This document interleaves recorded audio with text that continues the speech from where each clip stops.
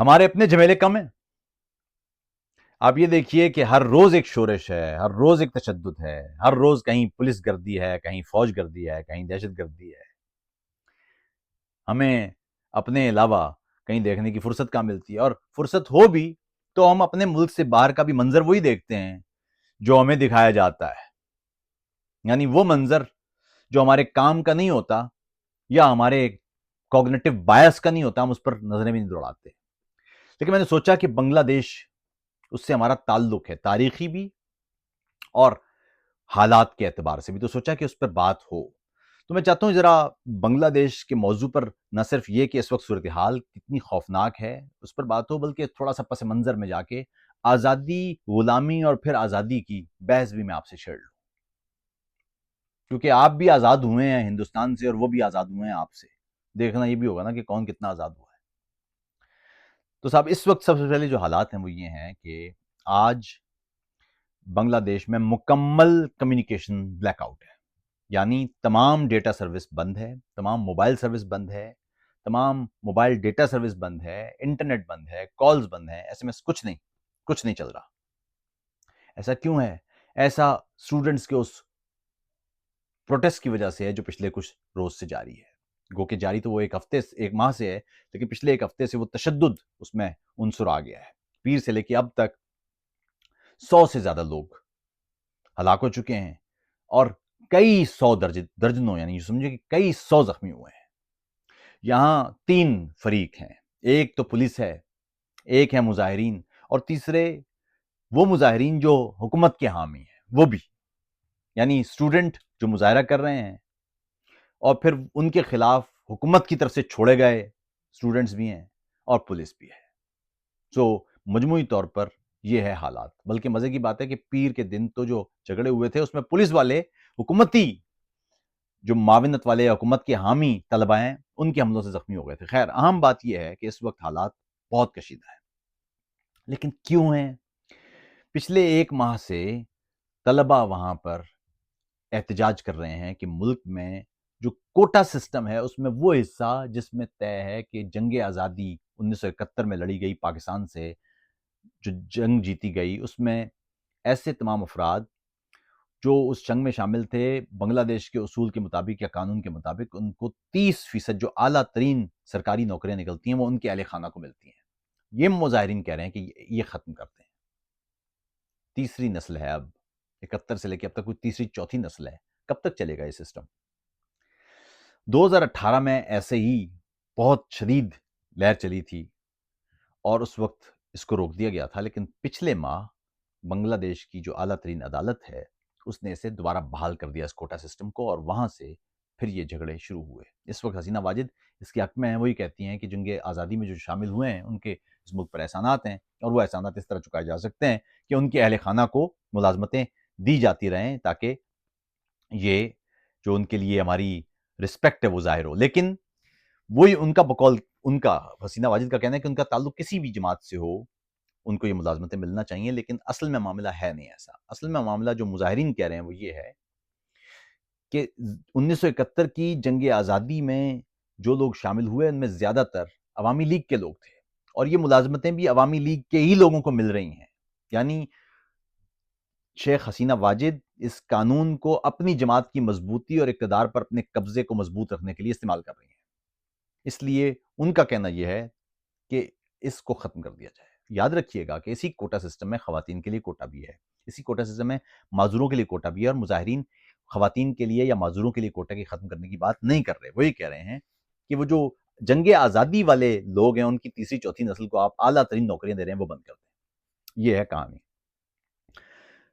تو پچھلے کچھ عرصے میں یہ پیر تک تو یہ پرامن احتجاج چل رہا تھا. پیر کے دن حکومت کے حامی طلبہ نے حملہ کیا مظاہرین پر، اور پرامن مظاہرہ پھر تشدد میں بدل گیا، اور اس وقت حالات یہ ہیں کہ درجنوں افراد وہاں قتل ہو چکے ہیں اور ہزاروں کی تعداد میں، سینکڑوں کی تعداد میں وہاں زخمی ہیں. اچھا، یہ ہے حالت. بنگلہ دیش کا جو جی ڈی پی تھا وہ اس سال وہ گرنا شروع ہو گیا ہے. پچھلے سال وہ 7 تھا، اس دفعہ وہ 5 یا 8 پہ پہنچ چکا ہے. آگے چل دیکھتے ہیں کہ کیا حالات ہیں. آج کے دن مثال کے طور پر کوئی لین دین نہیں ہو رہا ہے. بنگلہ دیش کی اس وقت تمام جامعات بند ہیں. تمام کے تمام لین دین بند ہے، انٹرنیٹ ظاہر بند ہے۔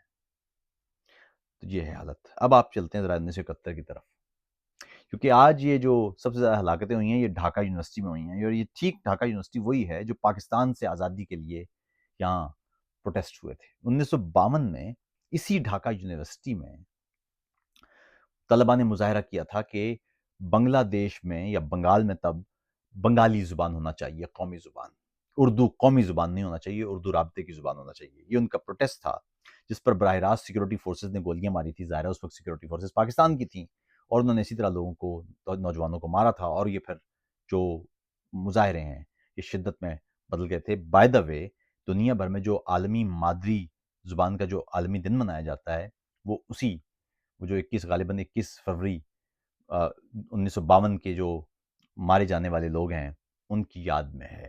خیر، تو حالات یہ ہیں صاحب کہ اس وقت پاکستان کے خلاف انہوں نے پروٹیسٹ کیا تو سیکورٹی فورسز نے اسی طرح گولیاں ماری۔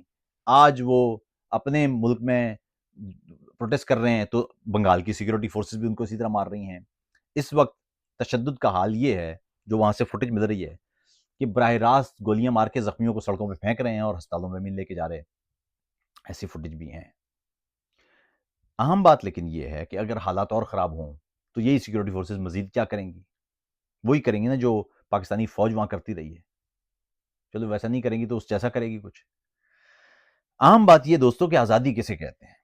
آزادی کہتے ہیں آپ کے پاس حقوق ہوں، کانسٹیٹیوشنل گارنٹیز ہوں، آپ تنقید کر پائیں، آپ کو ریاست اور حکومت کے اداروں پر تنقید کرنے کا حق ہو، کرٹیسزم کا حق ہو، ریاست نے آپ کے ذمے کچھ فرائض لگا رکھے ہوں اور اسی طرح آپ نے کچھ فرائض ریاست کے ذمے لگا رکھے ہوں، ایک دو طرفہ معاملہ ہو۔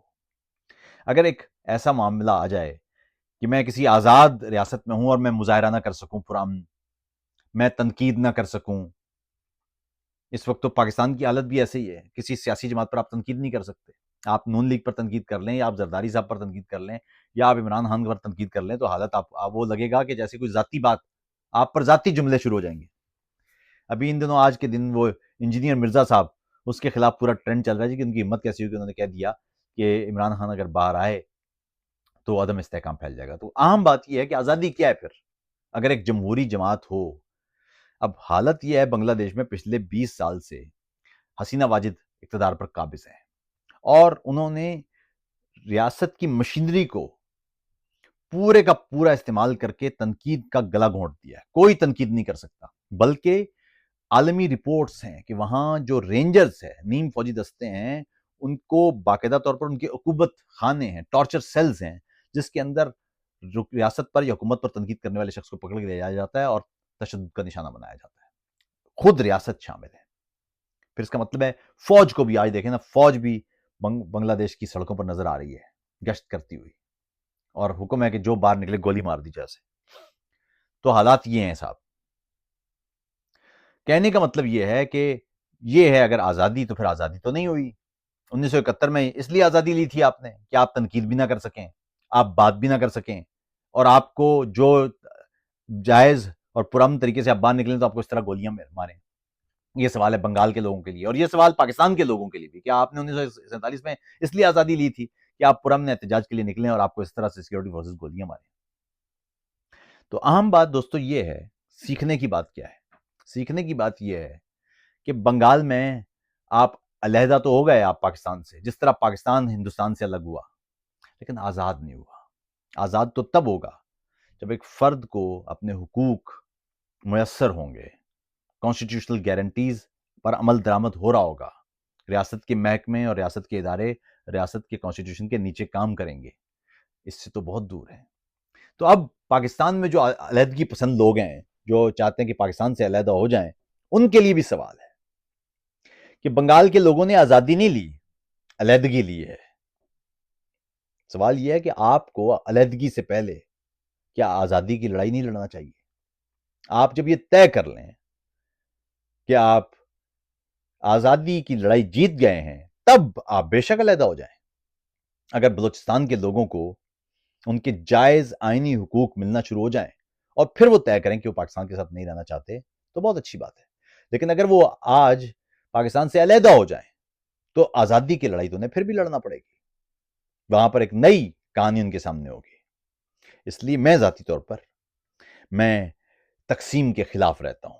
میں سمجھتا ہوں کہ آپ کو طبقاتی لڑائی لڑنا پڑے گی اور جیتنا پڑے گی، آپ کو دستوری لڑائی لڑنا پڑے گی اور جیتنا پڑے گی، آپ کو جمہوری لڑائی لڑنا پڑے گی اور جیتنا پڑے گی، آپ کو انسانی لڑائی لڑنا پڑے گی اور جیتنا پڑے گی۔ اور جب آپ انسانی طور پر، جمہوری طور پر، دستوری طور پر آپ مضبوط ہو جائیں گے، آپ آزاد ہو جائیں گے، پھر آپ کو علیحدہ ہونے کی ضرورت بھی شاید نہ پڑے، میری رائے میں۔